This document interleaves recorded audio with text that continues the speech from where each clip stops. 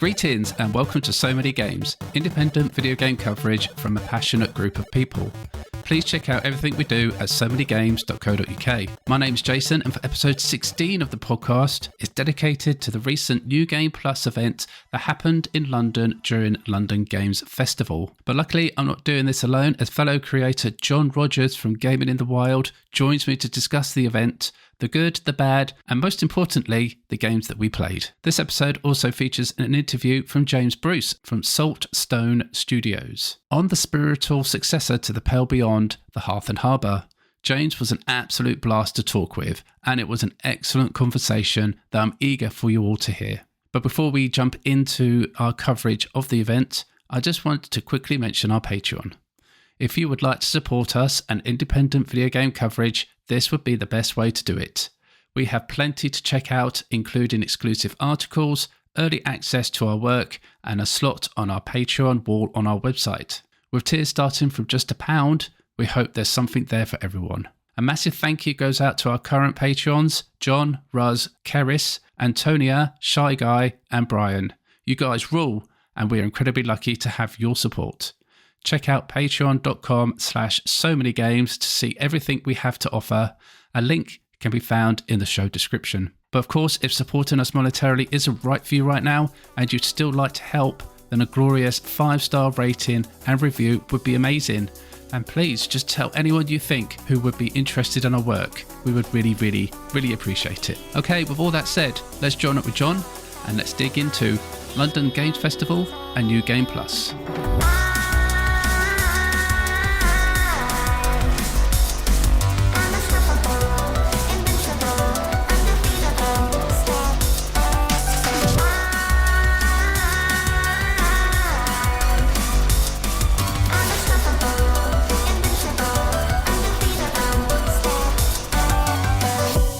Thanks, John, for agreeing to join me. It's great to have you back on the podcast. It hasn't been that long since we actually saw each other in real life, so it's pretty surreal to actually be doing this over a video call again. Yeah, thanks so much for hopping on to talk about London Games Festival and New Games Plus.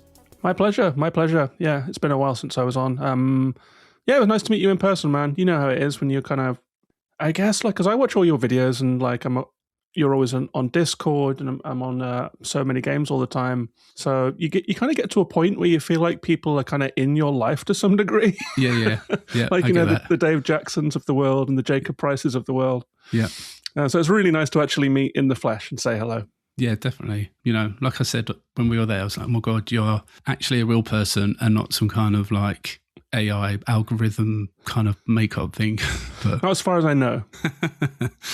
But anyone listening that doesn't know you that well or doesn't know the kind of stuff that you make, then please go ahead and just let them know about it. Yeah, I'm John from Gaming in the Wild. It's a podcast. It started as a podcast 5 years ago. It started because I was playing Kentucky Route Zero and had a lot of thoughts and nowhere to put them. So I made a podcast about it, and is now 5 years old, and I've continued to have thoughts about games and express them. It turned into a YouTube channel, which has taken off a little bit. So I think some people know me from that now. Like, that was the vibe on the show floor, at least, because these indie game sort of month ahead videos that I do, where me and some of the people in the podcast Discord like filter down the hundreds of games that are coming out down to like 20 or so, and then sort of recommend them with 1 minute segments. And those have been really popular.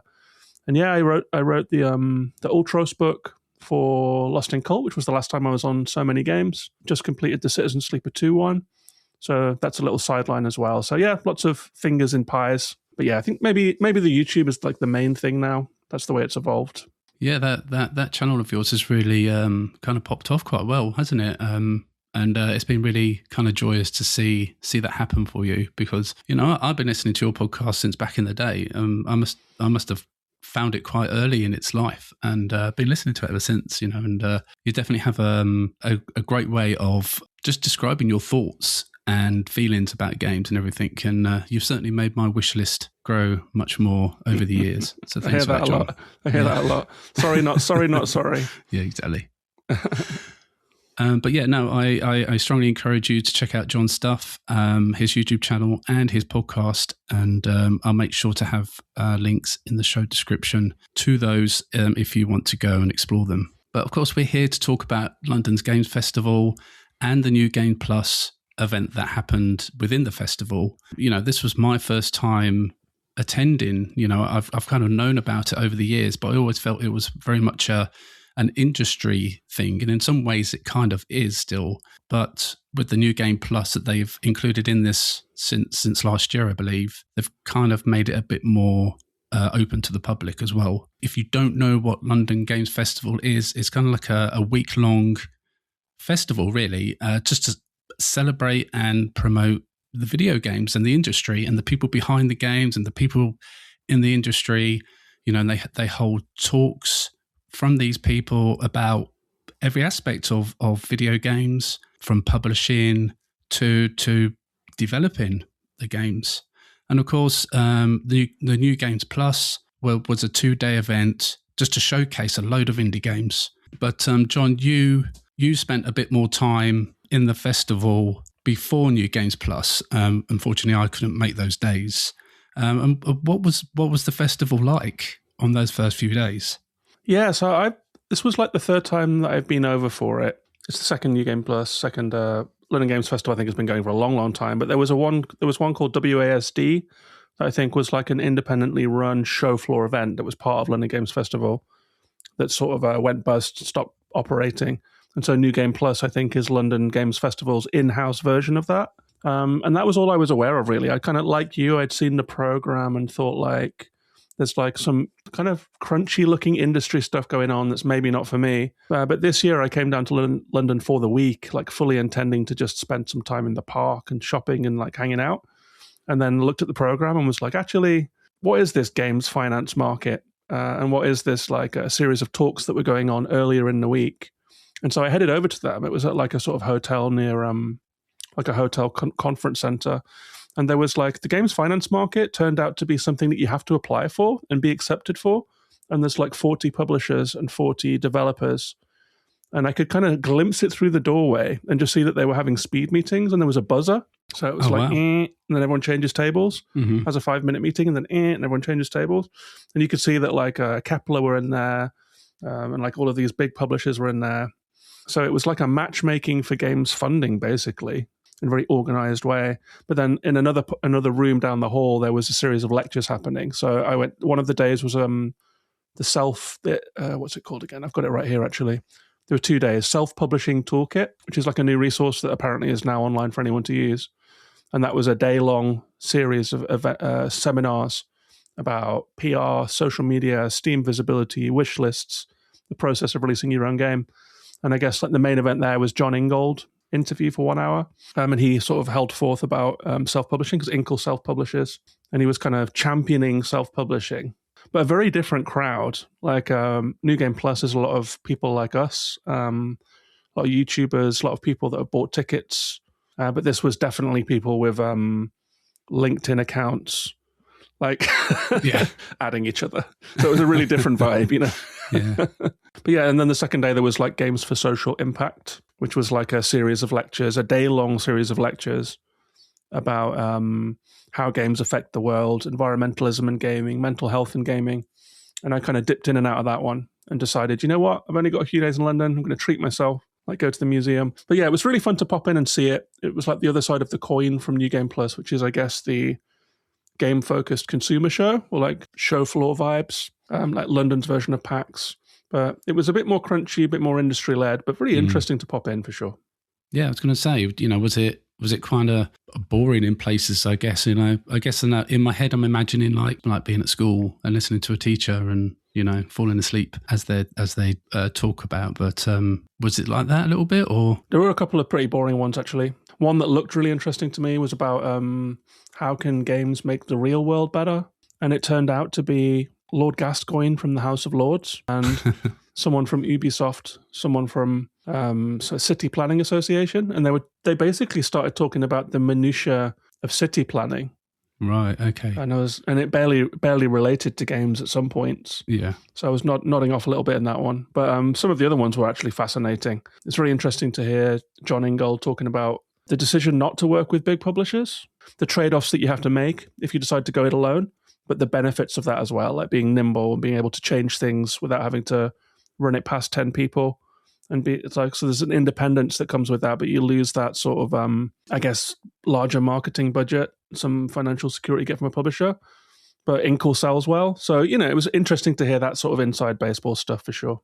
Yeah, definitely. I can imagine it probably actually was, because you don't hear about those kind of things on a day-to-day or weekly basis. So yeah, but it must be quite interesting to delve into all that. But obviously, the highlight for us was New Game Plus, the WASD replacement. I'd heard about it last year.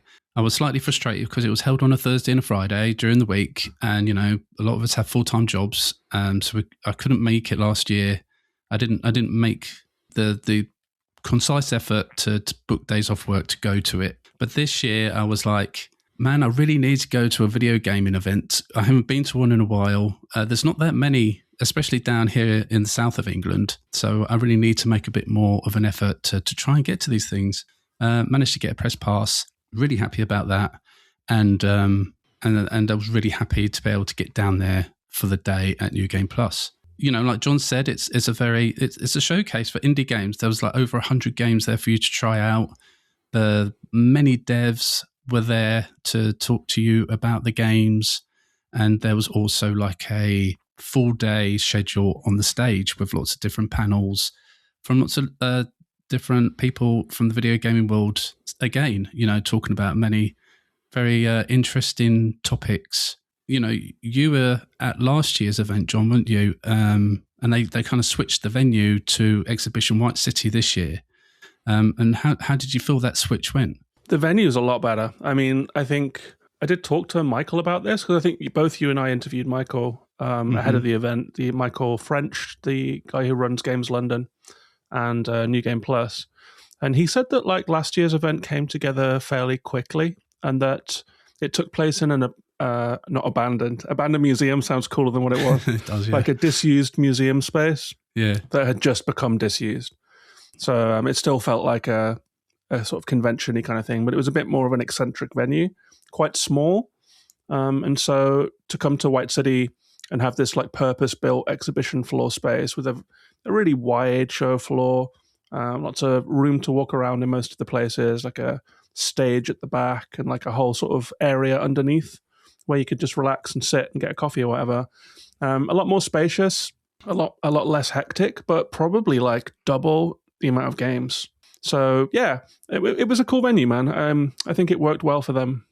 It had a nice vibe, and you sort of see everyone because everyone's thrown in there together. Good feeling in there. Yeah, it was quite surreal, really, because I was looking at the website before I left, and they were saying like this was like grown from the bones of a old Victorian. What was it? An old Victorian. Is it like a train depot or something? It had an industrial vibe to Engine it. house. Engine house. Yeah, and yeah, it's a big old brick building, and it's right in the middle of Westfields, right? I was going to say, yeah, it's really surreal. Like when I found it, and like it's just like Westfield Shopping Centre was like wrapped around it with all these big, massive structures, and then it had like this like what looked like a Victorian building just sitting there in the middle. It was quite surreal to see that, like a red brick factory. Yeah, but then inside, like I did like that about it actually, and it had like a really high vaulted ceiling with like it was like an airy space, and last year's event was in a more of a claustrophobic space, so I enjoyed that for sure.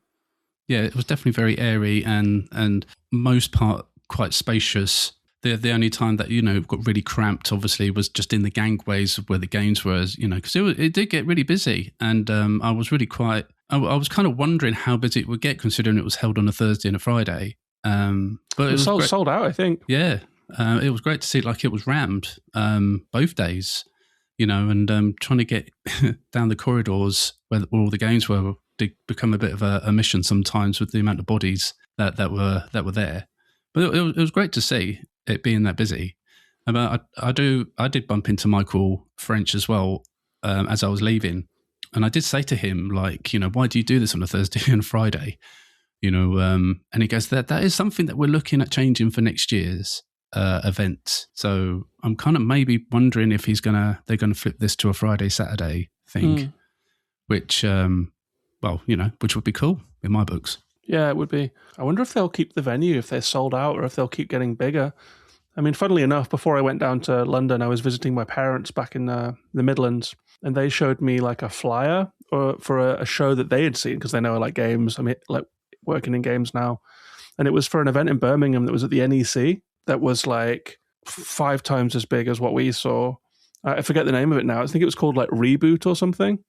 So I guess the sky for how big these shows can get. Like we've all seen footage from like old E3s, where there's like kind of cathedral like FromSoft stands or whatever, and they're just really over the top. And so this one is still like on the lower side of the scale ultimately, I think. But if it keeps selling out every year, it wouldn't surprise me. I mean, I'm curious if Michael will say that went well, that was a good venue, let's do it again. Or if it will be like, let's keep pushing this consumer show bigger and see how big it can go, It would be a shame, I think, if they try to make it too big. The appeal, like one of the things I really liked about the show was that it felt small, even though it wasn't small, if that makes sense. It kind of had that little cozy atmosphere, and I feel like if it got too big, and obviously the expenses would get bigger with that. I'm not sure if that would be I don't know if that would be the best route for the show in some ways. You look at EGX and how that's crumbled over the years. And I did say, I asked this in my interview with Michael French, like, have you got any safeguards in place to make sure that the London Games Festival and New Game Plus doesn't go down the same routes? And I guess his response was the way that we're funded means that we're in a better position than many other, gaming events. Right, they're purely reliant on ticket sales. Yeah, exactly. Because obviously, I think they get a slice of money from the government or from London, the mayor of London, and that kind of stuff. So I guess they've got that to fall back on. So I guess they could try and make it a little bit bigger if they wanted to, for sure. Mm-hmm.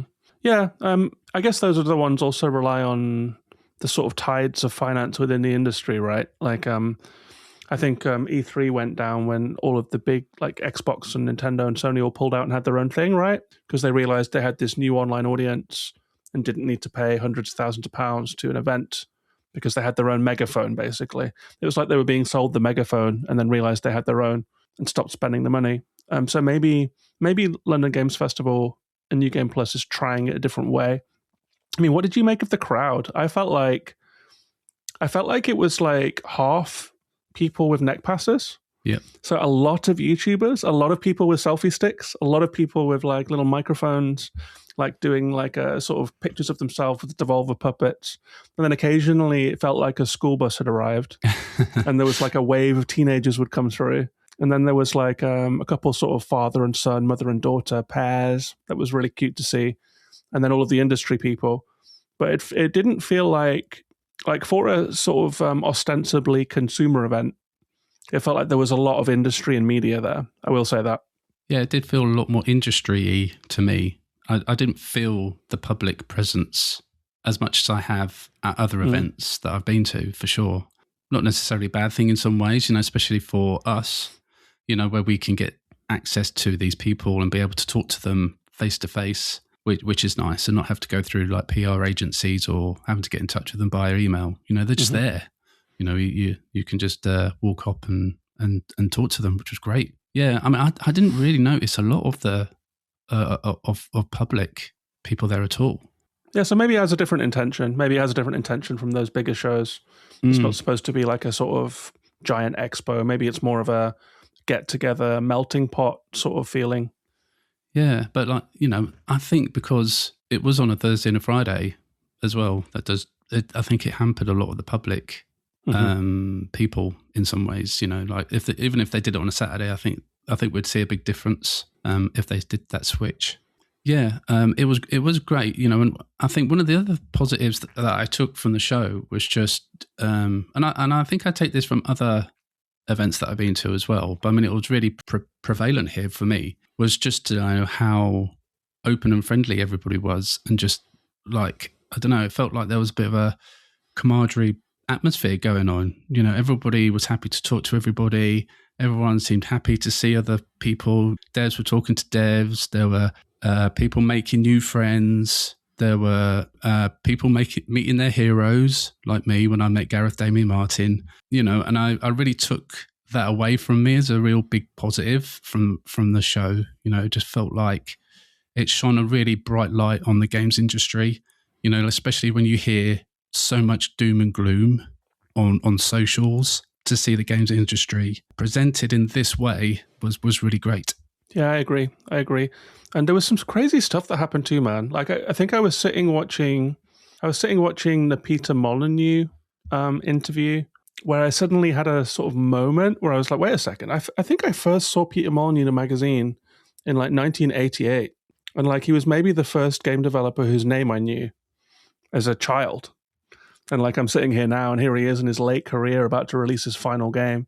And there was a feeling of, I think I talked to you about this a little bit, because we did a little recording session in the tumult of it all, which will be on Gaming in the Wild when I do the episode about it. But something that I said to you was like, there's a feeling, and maybe especially because I'm out in Iceland, the feeling of being on the far periphery of the industry, like deep in sort of fan media.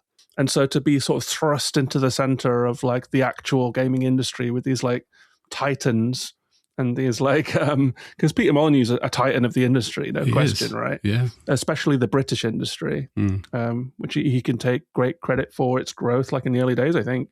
And suddenly being in this room with all these people, and Michael French, MBE, like like all of the kind of, and Gareth Damian Martin, double BAFTA nominee, sadly not a winner.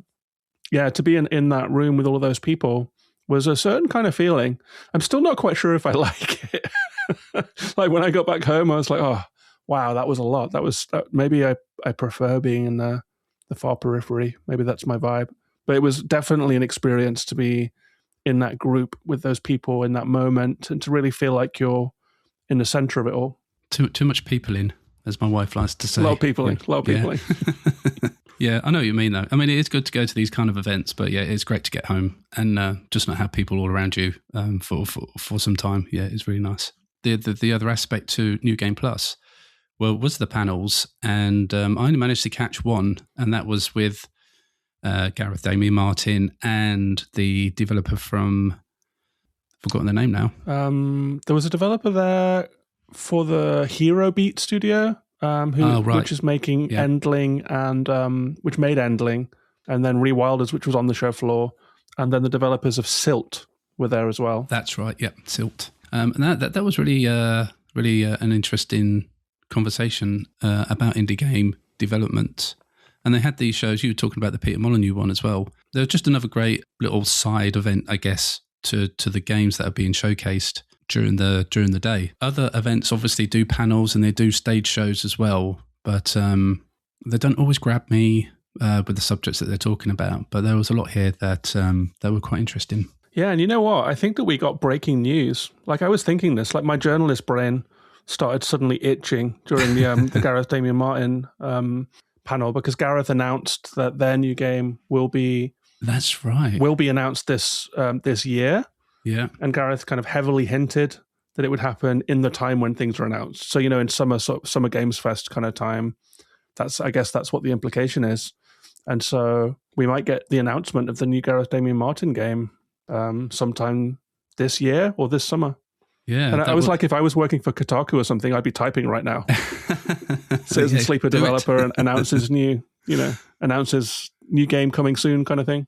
That's what should be the title of this podcast, is Gareth Damian Martin about to release details of new game. And, exactly. That's news, man. That's news to me. Yeah. Yeah, no, that was a wild little drop, wasn't it? When they did that, I don't know, man. Like they've been so close to Citizen Sleeper and Citizen Sleeper 2 and out. What was it again? In Other Waters. In Other Waters. That's it. It's going to be weird to see something different come from Gareth. That's not Citizen Sleeper. Yeah, I'm excited about it. Having done the Citizen Sleeper 2 book and talked to Gareth for many, many hours, like I got a reading pile that is like this deep of science fiction and, astrophysics and like all of this stuff.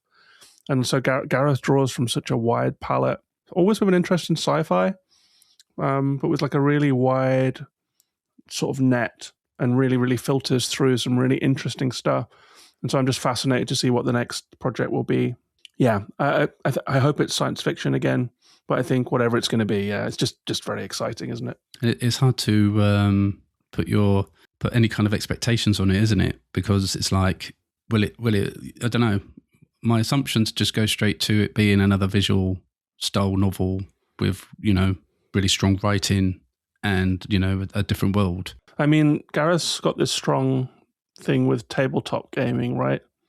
And like that style of storytelling of like Games Master style storytelling. But it would be interesting to see them do something mechanically different. Yeah, who knows? Yeah. So yeah, no, that was a bit of a bombshell when they were talking on the stage at the show. Yeah. Yeah, being in a place where news is breaking. Yeah. That's like not something that happens every day, right? No, definitely not. But it was really cool to meet them as well. I was very apprehensive. I saw them strolling around the show floor, and I was like, I really need to just pluck up the courage and say hello, because this might be my only chance to speak to them.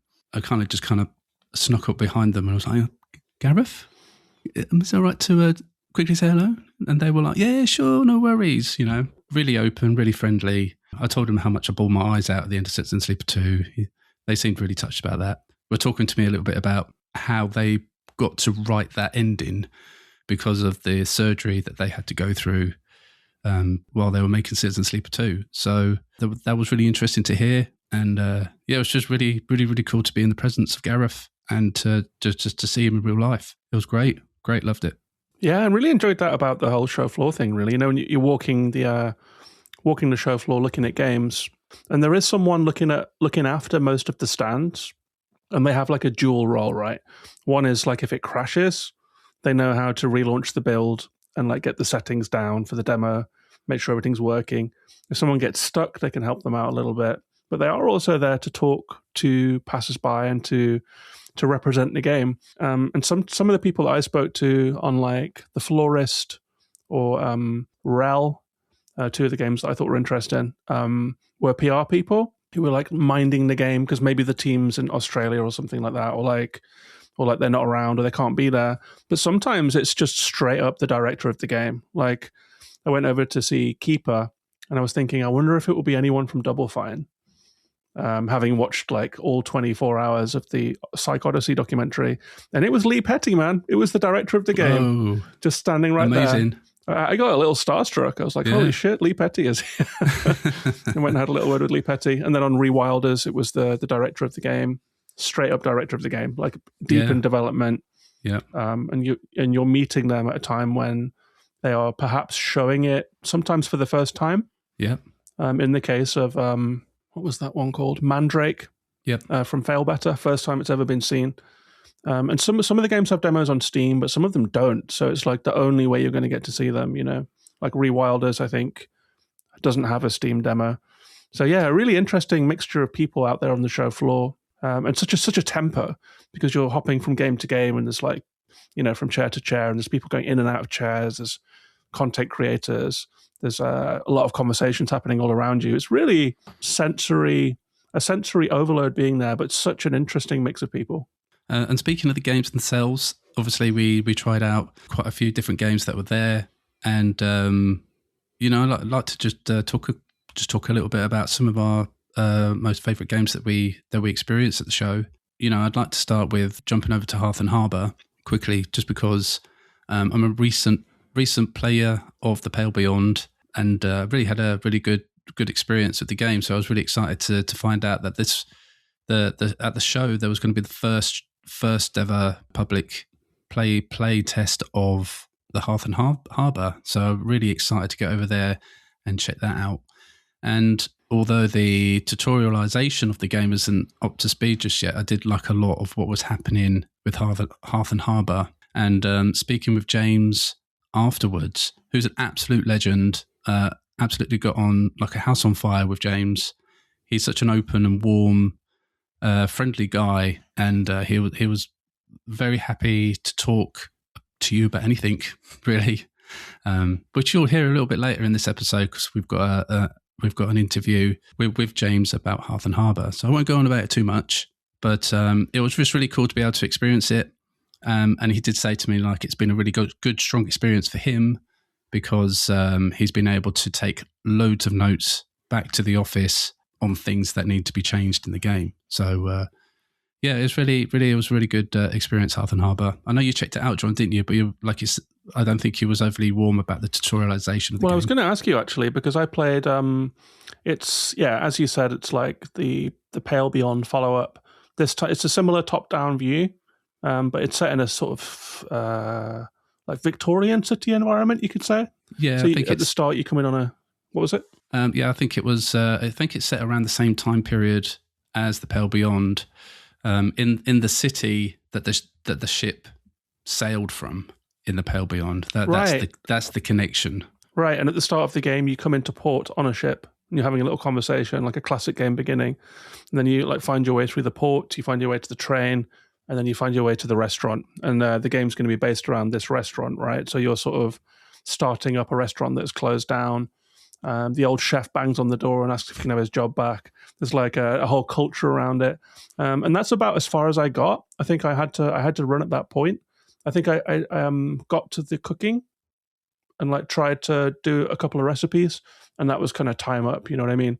But yeah, there was a lot of things that need looking at for sure. But that's the nature of the beast, right? There was some UI elements that were sort of semi-transparent or texts that were overlapping and underlapping and hard to read, and like UI elements that were not quite looking right against the gameplay, and things that were a little unclear. But that's just the nature of it. It's still in development. It's still happening.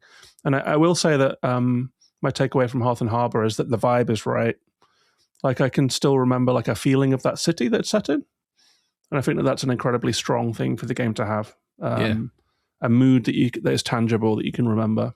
Yeah, it did feel really, even in this early-ish stage. I know they're hoping to get this out Q4 this year.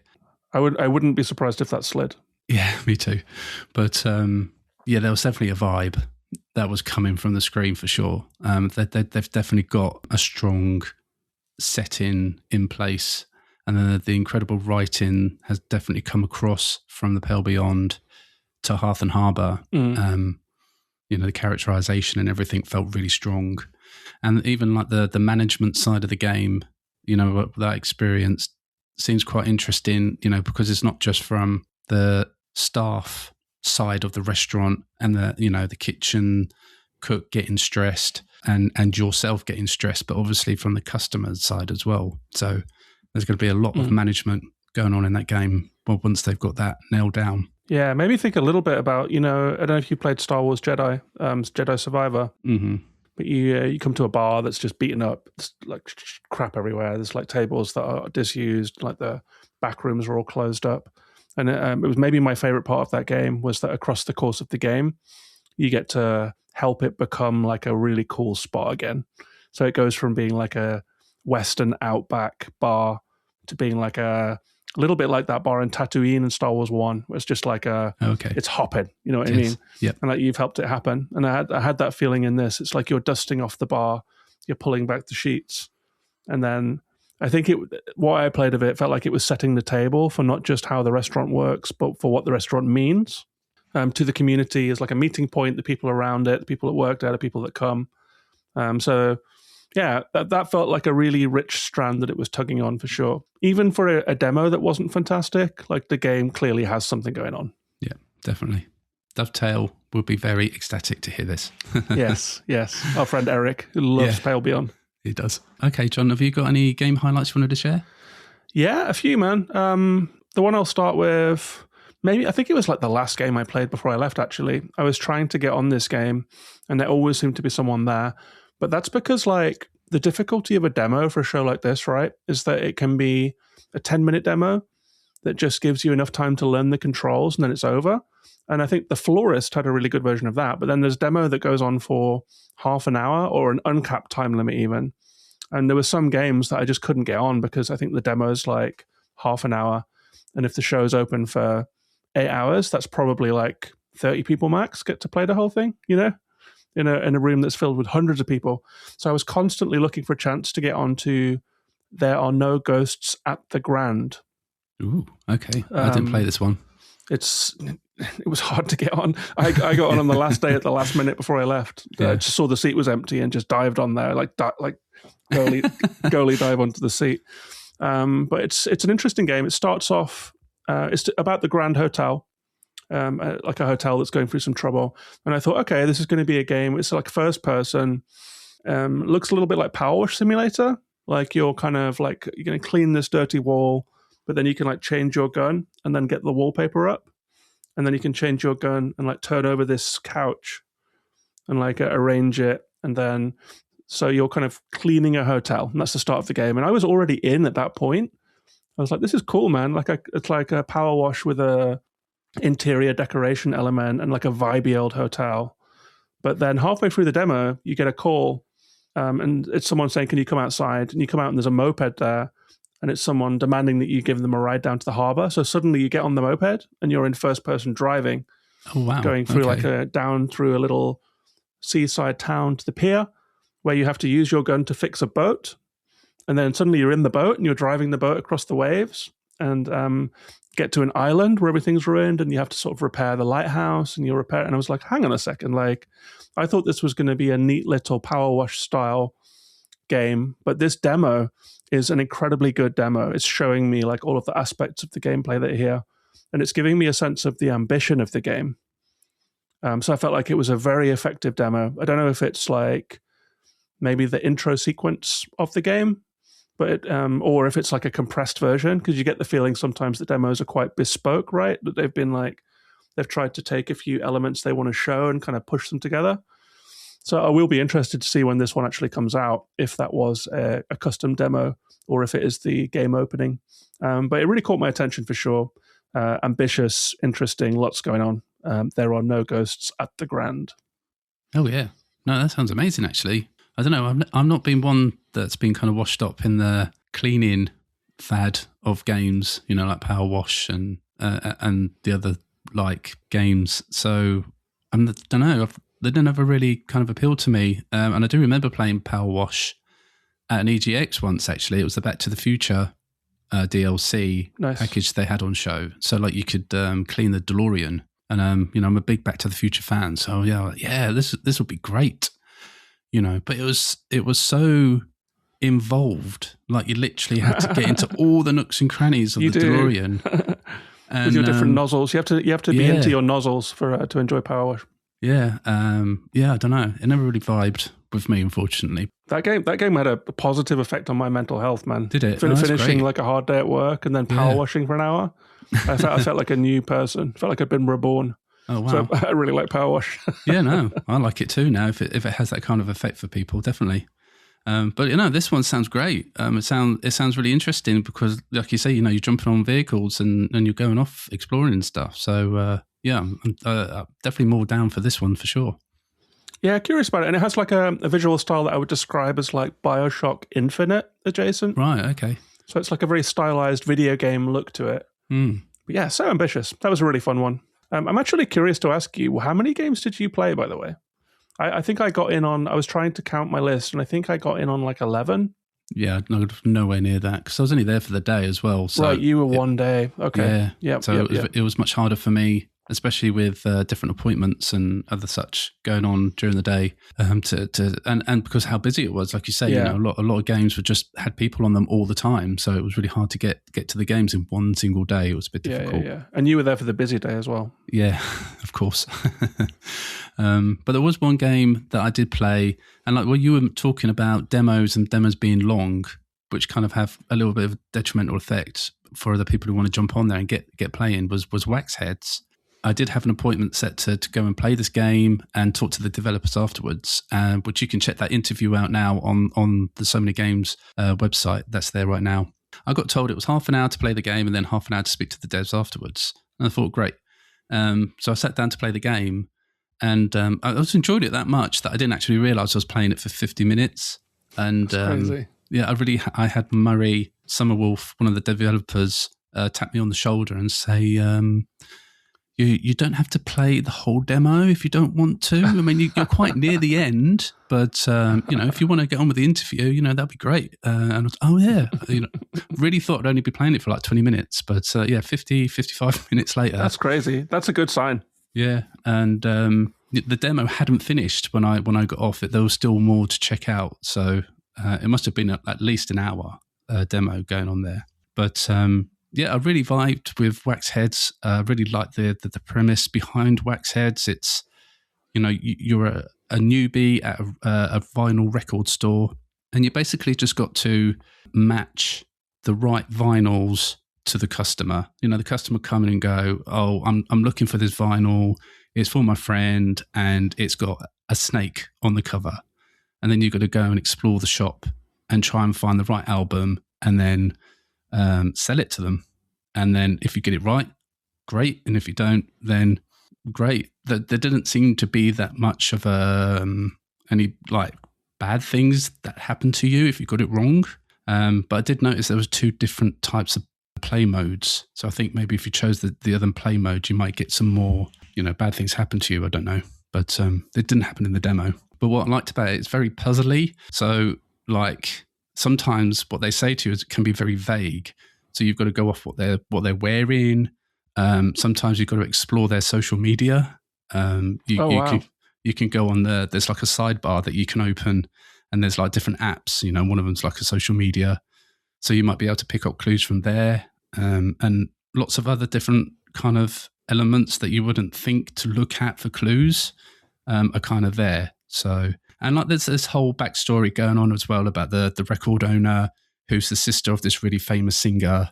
They don't get on with each other anymore. So they've got all this kind of backstory going on as well. It's really cool. Really enjoyed it. Yeah, I like Wax Heads, man. That was actually, I think the first time I went to WASD, there was an incredibly short demo. So like I had been aware of the game, and Murray is such a lovely person. I liked that game is steeped in love for indie record stores. Like all of the sort of peeling stickers everywhere and crates full of interesting records and sort of misfits and characters that you meet. It's like, I guess, like the High Fidelity, that book and movie that was about that kind of culture. It's about that kind of culture. And it's the first game I've seen that is actually entirely about indie record store culture. And it has like a really nice, strong, warm feeling to it. Lovely art style too. Every character illustrated lovingly. Yeah, so I played a tiny bit of it, but I think there wasn't social media when I played it. There was one where you had to like clock the guy's T-shirt because he was mumbling. Right, yeah. Mm-hmm. So I remember that there was clues like that, like physical clues. But yeah, so I guess it's a little bit like a deduction game in a way, right? Yeah, a little bit, yeah. Yeah, which took me back a little bit because I wasn't expecting that at all. So the way that they've managed to like mash that together with the record thing is really quite clever. And I asked Murray, like, what was it about vinyls that makes them so popular these days, considering it was nearly a dead format in our interview, and his response really resonates with how the game's been made. Like you say, he's very passionate about vinyl records and about music. Yeah, that really comes through in the game. Yeah, and it's out on May the 5th, right? So yeah, you'll get to play the rest of it soon. I've got a reviewer playing it right now for review, so I'll be jumping on that once he's finished with it. Very good, very good. Well, I think the next one that caught my eye, maybe strange game, right? So I was walking through you walk through those little alleyways of games quite a lot, but I found that this one game, my eyes kept sort of resting on it, and it's not even my kind of thing, but I found myself, as I was wandering, just looking for an empty chair, seeing who was around. Like I often found myself standing and watching this game for a second, and it's called Please Touch the Artwork. No, wait, it's not. It's not called Please Touch the Artwork. It's called Please Watch the Artwork. And it is a sequel to Please Touch the Artwork. Please Touch the Artwork was a game where you get to touch paintings in a gallery. Like if it's a Mondrian, you can touch it and the colors change and you solve puzzles. And that was like a few years ago. And Please Watch the Artwork is the sequel made by the same guy. And in this game, you have a security camera that is looking at like paintings that are basically the Edward Hopper paintings, like Nighthawks. So it's like guys in sort of Humphrey Bogart era leaning against a bar with moody lighting. And you can kind of switch the camera between a few paintings. And the paintings are animated, so they move. Like the smoke from the guy that's sitting at the bar is animated and moves. And like there's rain running down the windows. And the gameplay is just to look at them, to try and notice if anything is out of place. And if something is, then you report it. You click on it. You're like, anomaly. Like that group, is it Exit 8, a game where you have to spot anomalies. And it's like horror adjacent, because at first the anomalies might be there's one person there that wasn't there before, and like you're flicking through looking at the same few paintings until you're getting used to looking at them. But then occasionally there'll be like a clown is there, and a clown is looking at you like from the painting, and you're like, oh my god, anomaly. And then sometimes it's an anomaly because like the characters are behaving strangely. But the thing that struck me about it is that like when it comes to styles of gameplay, like when we think about like Horizon Zero Dawn and Ghost of Tsushima and stuff like that, there is like this 28-second rule or something where like you can't have a player, nothing interesting happens to a player in 28 seconds, then you're in trouble. And it's become this like touchstone of game design of like keeping people engaged. And so I really like that this game, and I guess games like Exit 8, which have become something of a trend, they take a different route basically. And I was watching people play it, and for all of the demos that have people hopping on, hopping off, people that I saw playing Please Watch the Artwork were rapt. They were rapt with their attention. They were just absorbed. And so it was really interesting to me to watch the modes that you see when you look at people playing demos. See people like hopping onto a roguelike, or see people hopping onto something and not really grokking the controls and just putting the controller down and leaving. But this game seemed to just like grip people, and you could tell they were gripped. Like when you walk past, they're really like leaning into the screen, like looking for the details. So it made me want to play it. And I guess it's an interesting move to use artwork that is now in the public domain to some degree. I did actually speak to the developer, Thomas, and said, what's the legality of this? Like, you're using well-known artwork. And Thomas said in some areas of the world it's legal. In other areas it's more complicated and you have to like license it. So that's an interesting like legal sort of loopholes that he's sort of hopping through there. But the game itself, very slow, kind of unusual, and stood out to me on the show floor for that reason. I'm not sure if it's got any release date or anything, but it was interesting to see. And like you kind of know what catches your attention. If there's like you said, like 10 scores of games, and you keep finding yourself standing behind the same like player, watching what they're doing, then it has something. Is this mobile only? I kind of remember the first one being just on phones. Is that right? That would make sense because it was like a touch centric. So it would make sense. I think it's on Steam. Maybe you just like click the artwork, but it would make a lot of sense on mobile to be like tapping the Mondrian. But this one was like, this one's going to be a Steam game. Okay, interesting. Funny, like you saying about always kind of magnetizing back to the same game. My last one was just like that, and it was Astro Burn. I don't know if you tried this one. Didn't try it. Looked at it. Curious to hear your thoughts. I kept walking past it, and I was like, this looks really good, just from the visual side of it, because it was so retro. And I did a little Google on the game, and it seems like the developer is very much rooted in like 90s video games specifically, because I think they did a Kickstarter for this game, and like a load of the rewards were like very physical games, Super Nintendo cartridges with the USB stick, like the boxes, and just a ton of like stuff that hark back to 90s video games. And that got me straight away. Obviously, I'm a child of the 90s, grew up with a lot of the 90s games. So, it kind of called to me. And watching people play it, like visually, there was a little bit of Sonic in there. And there was some other kind of like games from that era that kind of mixed in with this pixely kind of colourful, cartoony graphics. But what Astro Burn actually is, it's a shoot 'em up, or shmup, as the youngsters like to say. And you're a cat, which helps as well, because I don't know. Any time you're a cat in a video game, it's just cool to me. I don't know why. Maybe because I grew up with cats. Maybe, I don't know. But I always find that quite appealing too. So you're a cat in a spacesuit, and you're basically flying around and just shooting all the enemies that are coming for you. You can build up a gauge as you're destroying enemies, and you can unleash more powerful weapons as you go along. But it's kind of instrumental, so you can activate it with the bar 1/4 full, but obviously it won't be as powerful, or you can try and wait for the bar to be completely full and get the most effective blast you can from these special weapons. And it's quite cool because when you do activate the special weapons, like the cat becomes extraordinarily huge and fills up the screen, and it's all lots of like stuff going on, and it's all very cool. But at the base of the game, it is a shoot 'em up, but I'm hoping that in the full game there'll be a lot more to it than just that. Yeah, it looked really interesting. Fun to hear you talk about it. Sometimes, like if the gameplay is good and feels good, it's kind of all a game needs, right? If it's like gameplay centric, game feel centric, and yeah, like you said, it's got the aesthetic as well. I'm a big fan of that kind of game. I did actually play a couple that I was hoping would be like that. Played a little bit of Dark Scrolls, which is from the Gumbrella developer, but found that it was almost a little too retro. It felt like an actual NES game rather than like a reworked NES game. So interesting that Astro Burn actually like takes some retro influences, but perhaps brings like the control scheme into the modern age, so it feels smooth to play.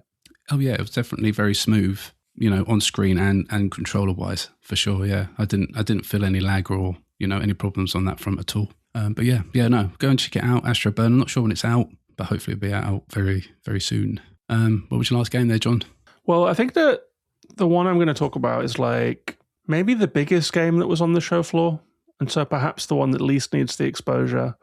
But it was Mandrake by Failbetter Games, makers of Sunless Seas, Sunless Skies, Fallen London. And they've had this sort of dark Victorian world that they've been building out for a decade or more. But they've finally decided to take leave of it.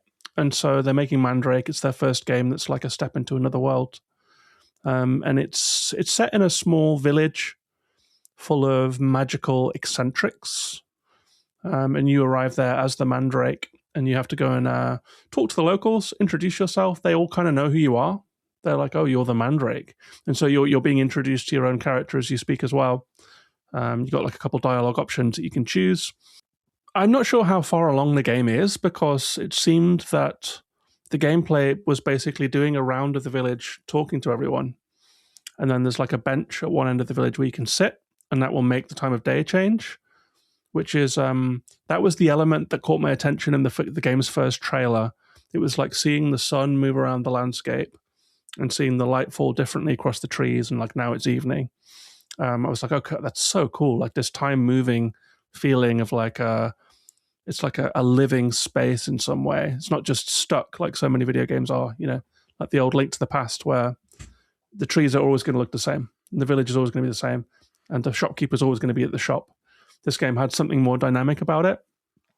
But I did that a couple of times, played the demo, talked to the blacksmith, talked to different people, and they start sort of filling in gradually the state of what this village is, and you get your relationships with them start to like at least deepen slightly, even in the few minutes that I played it. But I'm quite curious about what the rest of the game entails, because I went and sat on the bench a few times, and so had like the morning, the afternoon, the rainy evening, and then I had to kind of hop off at that point to go to an appointment. And I was wondering what, other than talking to people and making the time move, I felt like I was still in the intro block and had yet to get to the meat of the game. I'm wondering if there's some sort of farming stuff, like what's actually happening in this game. But the visual style of it is so striking. Something that I really enjoyed about Planet of Lana, even though I didn't really like the game that much ultimately, was that the screen was always moving. Like it felt like there was wind, like the trees were swaying, the plants, the grass is like whipping around. It has this sense of action. And Mandrake had that too. Like something about the way that the plants are rendered, the way the trees are rendered, the way that time moves, sun moves, weather changes, the wind comes through the space and people walk around. It felt vivid. It made me want to learn more about this village, learn more about this world. And I felt very hooked by it right from the off. So very curious to see what the rest of the game is. There are probably more hints out there. I'm sure that the trailer gives you some more hints, but yeah, that definitely was one that caught my eye. Yeah, because it promises farming, and I played this as well, and I was hoping to experience some of that farming. But I mean, I think I gave it quite a good a good go as well, but I never found it. Did you get to the end of the demo? I didn't finish the demo. Me neither. I wonder if there's a little hint there at the end. Maybe. Like you said, like it was all keyboard as well, keyboard and mouse controls, and I'm not the greatest. No headphones. And no headphones, that's right, yeah. So it was quite hard for me because I don't do WASD controls on keyboards. So I was a bit all over the shop. But I think it calls to the strength of the game that I, struggled with it because I wanted to play it. I wanted to see what's going on. As you say, there is something to this world that just makes you want to explore it and to find out what's happening, because as well, it was really well written. I really enjoyed the way the characters spoke, and there was clear different personalities from every character that I spoke to. There weren't some like just generic characters to fill up the space. It felt like every character had their own way of speaking, their own personalities. They've put a lot of work into making sure that each one is unique, which really came through in the demo. And I think that was one side of the game that I was really enjoying, just being able to, like you say, because it was quite a gradual thing as well, like this kind of information about what had happened, or who you were, just this world in general, was all kind of drip fed to you through these conversations. And I found that really fascinating. Yet again, I'm not the strongest like farming player. I don't really magnetize towards farming sims or anything. But from what I saw in the trailer, it does feel like the farming side could be quite easy-ish or quite, not too involved. I don't know. Obviously, didn't get to experience it, but I don't know. I think I would probably be getting quite invested in this game just from the non-farming side, really, because like you said, it's so beautiful. It was lovely. It was just so detailed. Yeah, I just really really liked the experience. Yeah, the characters that you meet, like you make a good point there. Sometimes if a game has been written by one person, it's almost like all of the characters that you meet are the one person speaking to you in like different voices or something. You can you don't feel the differentiation. But in Mandrake, like there's a girl who is so shy that she will barely speak to you. That's right, yeah. And then if you pass time, you can come back again in the evening and try and have another conversation, and then pass time again and come back, and she recognizes you this time and is less jumpy. And there are other characters that are extremely hostile to you at first, just clearly don't like you. Which I always like in a game, because we're always welcomed as the player with open arms. It's really nice when a player pushes back a little, when a character pushes back a little rather. So it was really interesting to see how we got a little taste of how the time shifting might work with relationships that you'll have with these characters, and like you're sort of establishing familiarity with them, and that kind of works both ways. Like the characters are becoming more familiar with you, you're becoming more familiar with them, and you're getting more of an idea of them. So a really interesting demo, visually very cool game. Maybe early stages, if they don't have controller support and then we can't hear the music, then it suggests that we're maybe seeing a vertical slice rather than like a full-fledged game demo. So yeah, one to watch for sure, but really, really interesting, very beautiful. Nice to meet the Failbetter people. Mandrake. Yeah, definitely one to watch. Well, thank you very much, John. It's been a pleasure to digest everything from New Game Plus and the London Games Festival with you. It's been a lovely conversation. So thank you for coming on and talking with me about everything. Just let the good people know where they can find all this stuff before you shoot off. Yeah, I'm speaking to you about this before I've actually made my own London Games Festival That's true, yeah. podcast. I was doing all my notes today. And that podcast will have you on it as a little guest drop-in. Because we had our little chat. So if people want to find Gaming in the Wild, it exists as a podcast on anywhere except Spotify. You can find Gaming in the Wild. There are hundreds of episodes, and the next one will be about London Games Festival. Also on YouTube, I'm going to make a video. I think I'm going to make a different kind of video. The podcast is going to be longer, more kind of conversational, and the video is going to be more of like a choppy little kind of bullet points, here are the games kind of thing. So if people are interested in that, then they can find that London Games Festival video within the next week or so over on the Gaming in the Wild YouTube. There is also a monthly game guide that I publish on YouTube at the start of every month, and have an article version of it on So Many Games. Nice ties with So Many Games. Happy to be on with you. Really good to meet you in person, and thanks for the invite.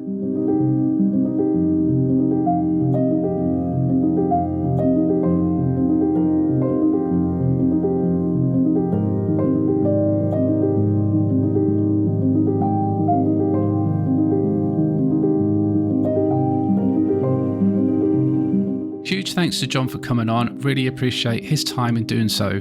Please make sure to check out his podcast and YouTube channel and his coverage of London Games Festival and New Game Plus. I'll make sure to put links in the description to John's work for you all to check out. While I was at the event, I met James Bruce, co-owner of Saltstone Studios, there to promote their upcoming game, Hearth and Harbour. I was instantly struck by such openness and kindness from James, who seems up for talking about anything with anyone. In our interview, we discussed much from the Pale Beyond to Hearth and Harbour, and the many topics both games touch upon. Please just bear in mind this was taken at the event, and although we did try and find a quiet spot, unfortunately it was impossible to keep that spot quiet for the whole conversation. So you will hear some people in the background that we unfortunately couldn't remove. So yeah, please enjoy our interview with James Bruce.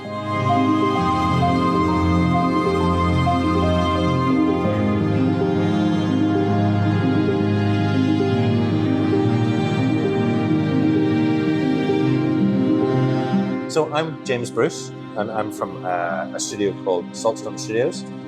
We're based in Belfast, in the north of Ireland. It was really cool to learn that you were here because, as I mentioned to you earlier, I just finished The Pale Beyond, and I had a profound experience with the game. I thought it was really well done, really well made, put me in some really tricky situations. Not happy about that. Some of them. Thanks, James. Yeah, there's a little bit of cruelness there. We apologise. Yeah, but I really just enjoyed the whole overall experience. The writing was really strong, characterization, the music, just the whole experience. You know, it's a game that I will think about often in the future. So learning that the Hearth and Harbour was here, very excited to just try it out because I don't think it's been available publicly beforehand. Bit of a spiritual successor, is it, to the Pale Beyond? Yeah, for those that have played Pale, first of all, thank you. That's incredibly generous about Pale. I mean, that's the reason we do it, is for people kind of connecting with the work and seeing the kind of depth that we go to whilst making it. So that means a lot. Thank you for that, sincerely. But I think, so for those that have played the Pale Beyond, at the start of the game, you leave the city of Luthport. With this game, the Hearth and Harbour, we thought it would be really interesting to have you instead be arriving at that same city. So it's very much, I suppose, spiritual successor in the sense that we're telling the next story in this universe. But the idea is that the story that you're experiencing and kind of telling yourself in the Hearth and Harbour is happening at around the same time as the events of the Pale Beyond. This is both, of course, I guess, because we really like the setting and the period, but also it avoids that slightly awkward thing where you have characters from the other game kicking the door in and arriving. That's it. I was just about to ask the question whether I was going to get any cameos from the first game in there. But well, for those that have played to the end of Pale, we have those little epilogues, and there's some side characters, like there's the editor from the paper that you get a glimpse of, and there's certainly a chance that you'll bump into them at their place of work and stuff like that. You know, and there's lots of little references, like I think... I don't want to spoil too much, you know. I always find it far more fun whenever I discover things just on my own. So I would just say to people, look out for some cool stuff. There'll be lots of little references. But we wanted to be really careful not to gatekeep any interesting content from anybody if they haven't played Pale, but rather instead encourage them to get excited about this story and then maybe go check out Pale as well. You know? What is Hearth and Harbour? What differences are we to expect from Pale Beyond? Is it going to be a similar type of game, or have you completely reworked the gameplay? Our main focus has always been on narrative and character building. You know, that's the stuff that we all fell in love with games growing up, both old and new, I suppose. So in that regard, it will be similar. You know, you can expect a couple of novels worth of script. You know, we often joke that Pale is June Messiah, and then a couple of chapters of Children and June as a treat. You know, it's that long. It's 320,000 words. This will be similar kind of length. So you can expect the same level of character depth and narrative depth there. That's certainly something we don't want to shy away from. But in terms of mechanical complexity, it's going to be a little more. You know, there's a little bit of management going on in Pale, but quite a lot of the management was deliberately designed in Pale to propel the story forward, to create crises that would then create friction, you know. And I hope that comes across well in Pale. That's the big thing we were going for, is let's create friction. That creates human moments and occasionally some cruel moments too. Apologies. But in the Hearth and Harbour, we wanted to change the face of the challenge a little bit. we live in a slightly different world than we did whenever we were making Pale Beyond. We started Pale Beyond before COVID was a thing. And now we live in a world with a different political landscape, and there are a lot of words that have entered the vernacular now and the general consciousness that maybe weren't there before. There's a lot of really open and kind of uncomfortable, pretty hateful conversations about immigration. There's lots of stuff about xenophobia in the press and stuff at the minute. And I think we wanted to firmly plant our flag and say what we thought about that to begin with, but also offer the players space to express themselves and experience that. I think quite a lot of the time in media, it's difficult. Although we can see and experience stories passively, like through film and stuff like that, I strongly feel that games are one of the most visceral ways to experience and feel another's lived experience, because you can have it happen to you, not just a character, And so, sorry, that was the long way around. And so we've designed the mechanical expression of the narrative stuff in Hearth and Harbour as you're a new immigrant to this city, Louthport, and you're here to set up a small business, take over a rundown restaurant. And the idea is that, I think anybody that's worked in hospitality will agree with this to a certain extent. It's not just about selling food and drink, it's about building a community, finding ways for that community to feel like they have ownership over the place, like it's their place, it's their local, serve things that the community like, discover that through developing relationships and experimenting, both with the decor and customization of the space, but also customization of menus. Being like, oh, cool, I want to open a place that is themed like a sailor's shed, and we only serve fish pie. Or somebody else might be like, I'm really into chip buddies, or I only do breakfast food, but I do it till midnight or whatever. But we loved, a lot of our team, myself included, as I think everybody does at some point, has worked in hospitality and has experienced not just the good of that, but also the stress of that. And we've seen lots of times when that's been expressed well and successfully in video games before. So we thought, okay, cool, that's known territory. What can we do to add a twist to that? And I suppose for us, that's where our heavy focus on narrative comes in that we wanted to find ways that developing those relationships, how does that get expressed mechanically? So that's either directly through things like developing a relationship with a vendor, like a fishmonger, let's say. As you develop that relationship, you get to know their family, and maybe there's little discounts, or maybe, you throw them a cheap meal on the Sunday when they bring their family in, and the next thing you know, oh cool, well, I got a little extra thing in my bag the next week when I was picking up like stock for the shop. So we wanted to reflect that those relationships are symbiotic and circular all the time, that's kind of the long way around, but that's, I guess, why it's different, No, very, very interesting to hear, those reasons behind the game being in existence, really. And you did quite mention about the cooking.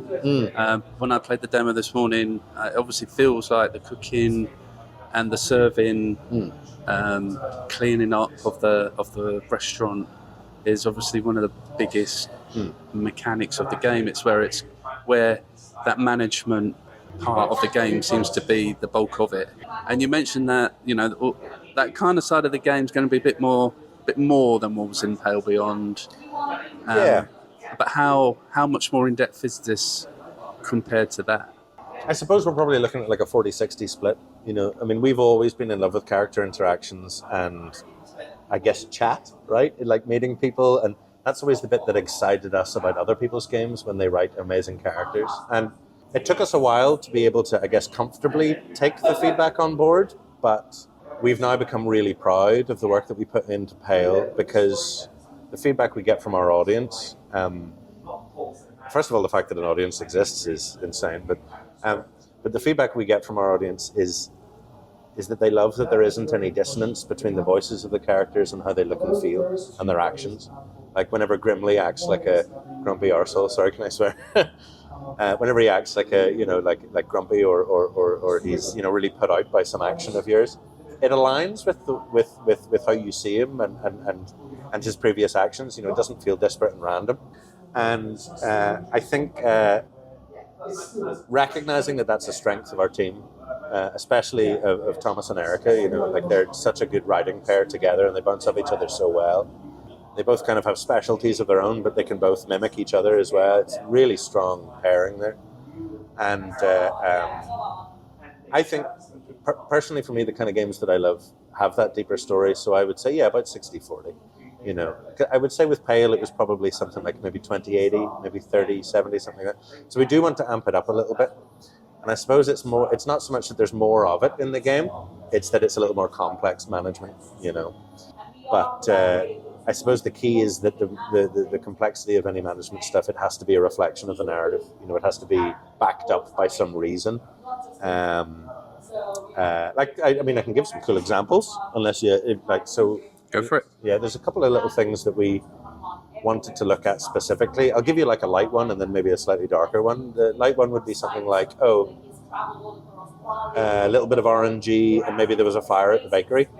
And then suddenly this menu that you'd planned and you had this whole meta that you'd sort of designed around your restaurant, suddenly now you can't get bread, like at all, no bread at all, because there's only one baker in this part of the town. Suddenly that's you having to deal with an external pressure that you have no control over. Always good, that's an opportunity for strategic play, right? But the way that that's pushed by the narrative is that you are friends with and you know, not just the baker, but the baker's son. And so that relationship will be harmed by their inability to meet the service that you require. And so that relationship then needs mended, whether that be through extra social stuff, you know, hanging out with them at the pub or, meeting them for a coffee or whatever, or indeed by making the decision that you're not going to make a big fuss and you're going to be understanding of the fact that things happen. I guess one of the most interesting examples of kind of difficult narrative stuff, and certainly one of the story beats that helped us construct the pitch for the whole game, was we had this idea, which is now built, which is great, of this young family, and the father is an ex-soldier, and the mother is just afraid for her son, and the son is a young guy who looks up to his dad, and as war breaks out in the world, this draft is announced, and the father is really keen for his son to go. You know, it's like he views this as this honourable challenge, and plenty of comments about toxic masculinity and performative behaviour, etc. And the mum is just afraid because she's married to a guy that is a veteran, and she sees what we now know as PTSD. But in those days, we're talking historically adjacent 1910s. It was just confusing behaviour, or I suppose what did they call it? Like shell shock. That was kind of the World War II thing they called it. But she's married to this guy who's a veteran, and so she sees in him this darkness that she doesn't want for her son. And these guys are patrons of your place, and they trust you, and they're friends with you, and you've got to know them over the course of weeks and months. And the mother comes to you and says, I think I need you to help convince my son not to go. I think I want you to hide him in the basement from the draft. I'm terrified that we'll break him like my husband is broken. And the husband has a very staunch, different view. He's like, everybody should be going to fight that can. I wish I could go and fight. It's a very different attitude. And you can see through meeting these characters over the course of weeks, you can see what led each of them to their viewpoints. Hers is experiential because she sees the damage done to him. And his is, well, I had to do it. Which is an unfortunate attitude, I think, that exists in every generation where, well, if I had to do a difficult thing, they should too, or perhaps being almost blind to the damage that it's done and seeing only the camaraderie and the victory or whatever. So then you have this difficult choice, as the draft happens, you have this option, like what do I do? Do I encourage the kid to listen to his dad? And maybe this will be the moment that makes him or whatever. Or do I listen to this slightly, I suppose you could call it softer approach of the mum? I would argue it's maybe not softer, it's maybe nearly harder. And encourage the kid to listen to the mum, and we'll hide the kid in the basement. But the interesting thing about that for me was that, okay, let's say the kid goes, and he's away for 3 months in game. Then he comes back and he's missing an arm, and he's not a kid anymore. And the relationship is completely broken down with the mum and you. She doesn't speak to you at all. But interestingly, the dad also doesn't speak to you because he sees now the damage he's done. Because I think it's quite interesting a lot of the times, the difficult choices given to you in games and it's not to besmirch anybody's good name, there's so many good examples of this as well, but it's not as common that you'll see the consequences of that choice later in a way that is true and difficult and gritty. And I think recognizing that people are fundamentally changed by the difficult things that we do, and that can lead to PTSD and like serious damage to the way that we perform and act socially, and it can break down relationships. And even when we think we're doing the right thing, it might be for the wrong reasons, or we might be doing the wrong thing for the right reasons. And it's so much more complicated than pick the right way and we go and get the good ending or bad ending. It sort of feels no matter what you do, you don't really win. You have to kind of prioritize this kid's health or his relationship with his parents, or, So, kind of a long answer again. But, we think really long, hard, and deeply about this stuff. And it matters, I think, especially, if you're going to put challenging subject matter in a game, I think you kind of got to be sure about it, whether that be through research or, unfortunately for some lived experience as well. I think, kind of getting that understanding of what that's like to live with, either with family or whatever. But like how hard is it for you and the team to put yourselves in that mindset though, to create these situations and to write these kind of situations? Is it quite difficult? I mean, the feedback I get from the guys that are primarily writing stuff is that if things aren't well researched, or if they're not a lived experience, you need to get out and meet somebody that has lived it. So I mean that is hugely difficult. Because you're not just kind of making things up and imagining how it would be. You have to kind of grapple with the reality of it, and sometimes that involves being generous and kind. And sometimes that involves being actually quite hard about things and being quite hard-nosed and serious about a thing and attacking it straight on, Like, we did quite a lot of looking into things like, the internment of Japanese Americans during World War II, and how that completely ostracized a community that in most cases was generations deep of they weren't recent blow-ins, and they were treated as aliens essentially. And we see that time and time again in history. It's just a particularly well documented instance,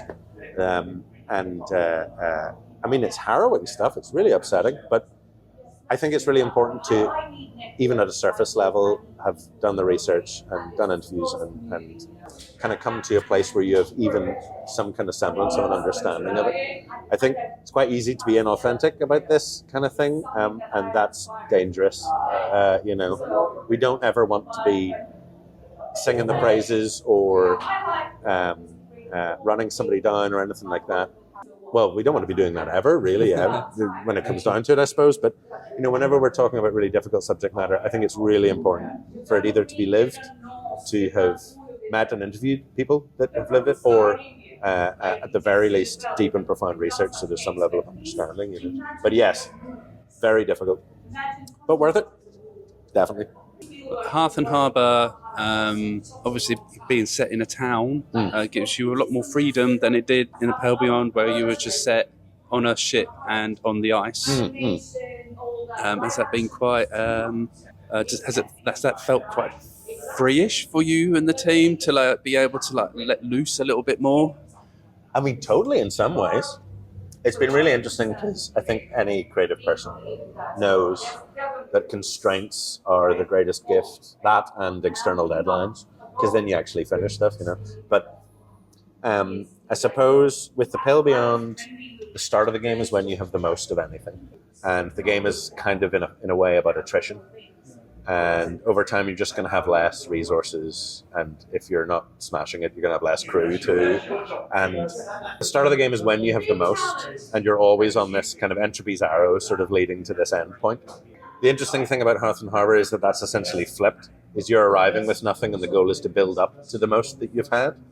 And I suppose setting it in the city, that gave us the freedom to discover a lot of different ways to add to that, to add to the interest, to add to literal stock, to add logistics and utility, and add all these interesting levers for the player to pull to kind of experiment with. In development terms, that's a huge challenge because it's like wide open then, you know. And of course, the danger is you have scope creep, right, where you're really afraid of all your best ideas because you almost don't want to suggest them because you can see the months of work that it'll take to add this extra little bit or whatever. But for us, I think making sure that we always focused on the mechanics being reflections of the narrative and the narrative supporting the reason for the mechanics, that sort of gave us the blinkers, and that everything had to be filtered through how does this in some way support either the social network that you're building, or does it support the customer base that you're trying to build and this community you're trying to build. And in an interesting way, as long as it answered one of those two questions, it felt like we didn't stray too far. And it meant then that the moments where we do stray a bit farther, that's kind of just extra for fun. But yeah, it was definitely challenging, but in a different way. Like, you know, Pale was our first game, and it was chaos. But it was joyous chaos, because we were almost couldn't believe we were in this position. This time it's a little more like, okay, cool, difficult second album kind of energy. We really want it to be all the things that we loved and the audience loved about Pale, but just more. But it felt like we couldn't really do a Pale Beyond 2. It sort of felt like going back to the ice immediately. It wasn't really the story we wanted to tell. You know, we wanted it to kind of be flipped on its head, but still keeping it in the same universe, kind of, you know. No, I can see, obviously, like, where, because it's like in a town, yeah, you've got more freedom in the art style, in the art department as well, because it kind of probably shares some similar traits to the Pale Beyond, but it has its own distinct look and feel. You know, was obviously that was a deliberate choice, but why was that the choice and not stick to something that was more like Pale? Or did you want to just kind of like flex your muscles out a bit more and, you know, see what you could do with this? I think during the early concepting stages, we had gone through a couple of design iterations of a couple of different ideas of what we were going to do after Pale. And circumstances kind of led us to this idea, I guess, because it's funny, it comes back to a phrase that a friend said to me a couple of years ago that, I mean, we're in London now, and he described London as 10,000 tiny villages. You know, it doesn't feel like a city. It feels like you go to a locality and it has a feeling, like it has like a vibe, a sound, and energy all of its own. And it's different than maybe 2 miles in that direction. It's different than maybe 2 miles across the river or whatever. And that idea has kind of hung around in all our heads a little bit whenever we were designing the space, because we realized it would be foolhardy for us to spend a huge amount of time building an entire city that you can't really interact with. But if we take some hubs that then you can treat almost as though it's one of your 10,000 villages, you know, in this much larger space, it would allow you to not get overwhelmed, and it could become familiar. You know, it's almost like, you know, after you've been playing GTA for like a month or two, and then you don't have to look at the map and you just know where everything is. We really wanted to get players to a place where they're encouraged to explore and they could just kind of intuit their way through stuff. It's one of the reasons we decided not to do a minimap, because we're always afraid of that thing, you know, with a big, huge, wide screen full of lovely graphics, and all the players are looking at the bottom right-hand corner at the minimap. But yeah, I think trying to get that feeling across, if you're in a bigger space, there's more people, but you're trying to build your own little village, your own little community within that, you know.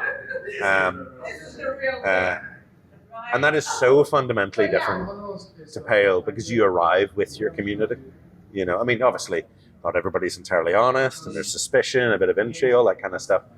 But I think we still get that with meeting new people, you know. Again, it's similar to the idea of in Pale, you start with the most you'll have, and then you end with the least. And it's the opposite. You know, you arrive with knowing nobody, and then over time you sort of slowly build this group and this community. And there's something really interesting as well about choosing the city, because certainly from the environment artist's perspective, Ethan's perspective, Pale was a really interesting challenge, because when you think of Antarctica, you think of just white space.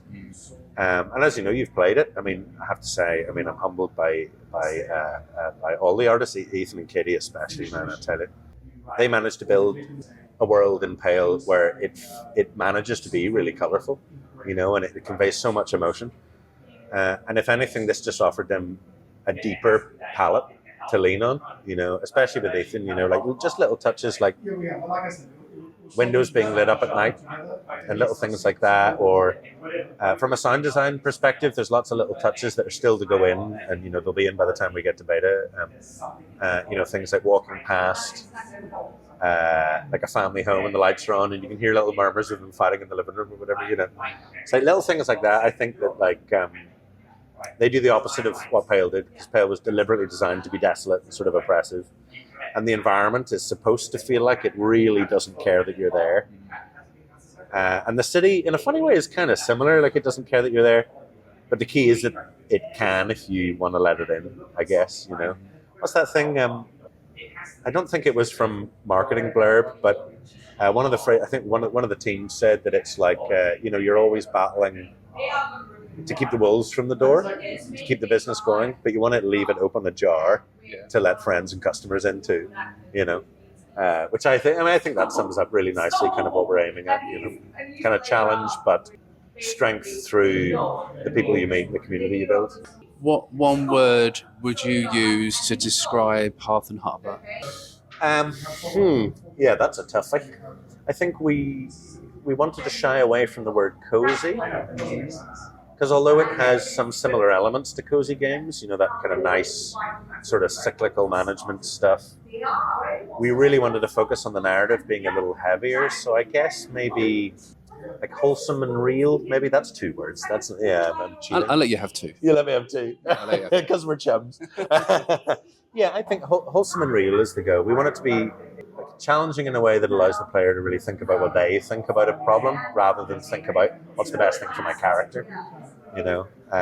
So yeah, I think aiming at realism in how we tackle some of the hard bits of life, but still has that wholesome comfort of having a safe place you've built, kind of.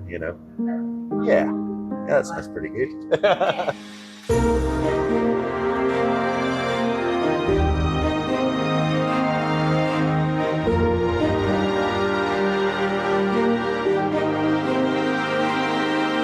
Huge thanks to James, such an amazing person, and I'm eagerly awaiting the time for the release of Hearth and Harbour. In the meantime, please go and keep up to date on Saltstone Studios on their Blue Sky. Maybe consider joining their Discord server, and most importantly, go and add Hearth and Harbour to your wish list over on Steam right now. Links to all of these, as always, in the show description. We also have other coverage that's available right now from New Game Plus if you're interested. First up is an interview with the developers from Waxheads. I had an amazing conversation with them in person at the show about the game, its development, vinyl records, and much more. And also on the website, there is an interview with the developers from Rewilders, which is a wonderful little game, actually, that should be on your radar. It's a bit of a roguelite restoration game. You've kind of got to go around and restore desolate land by defeating enemies and taking up little creatures that will give you extra powers. It's all very cool. It all looks very beautiful. It definitely should be one for you to check out. So please go and check out those interviews, and they're live right now on somanygames.co.uk. Before I leave you, I would just like to remind you all that we do have a Discord server where you can chat to the So Many Games crew and other like-minded people on video games, life and our work. We'd love for you to be a part of our community, and do come and say hello and let us know what you've been playing. Don't forget to check out somanygames.co.uk, which is full of amazing reviews, articles and interviews, and stick around to the very end of the podcast outro to catch some messages from some of our fellow creator friends. Thank you for listening. Until next time, please take care out there and happy gaming.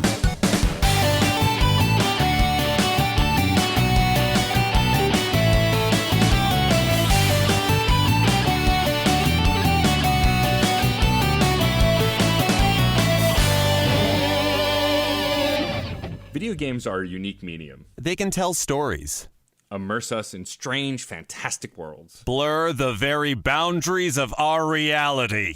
But at the end of the day, video games are fun. Whatever fun is to you. I'm Jeff Moonen. And I am Matt, a.k.a. Stormageddon. And on Fun and Games, we talk about the history, trends, and community of video games. It's a celebration of all the games we play and all the fun we find within them. And there's so many more games out there, so we hope you'll share in that conversation with us. Fun and Games podcast with Matt and Jeff. Find us on certainpov.com or wherever you get your podcasts. And happy gaming. You ever notice how some games don't need 100 hours to leave a mark? Absolutely. I'm Michael. And I'm Marcus. We're the host of Tiny Game Chronicles, a podcast that celebrates games that are small in scope, but huge in heart. Every other week, we dive into games that you can finish in a few hours, but think about for days after. We've been exploring these hidden gems, and every time it feels like uncovering something extraordinary. So whether you're short on time or just love discovering new worlds, join us. Listen to Tiny Game Chronicles on your favorite podcast app, or catch us on YouTube. Tiny Game Chronicles, where every other week we discuss games that are quick plays, but epic journeys.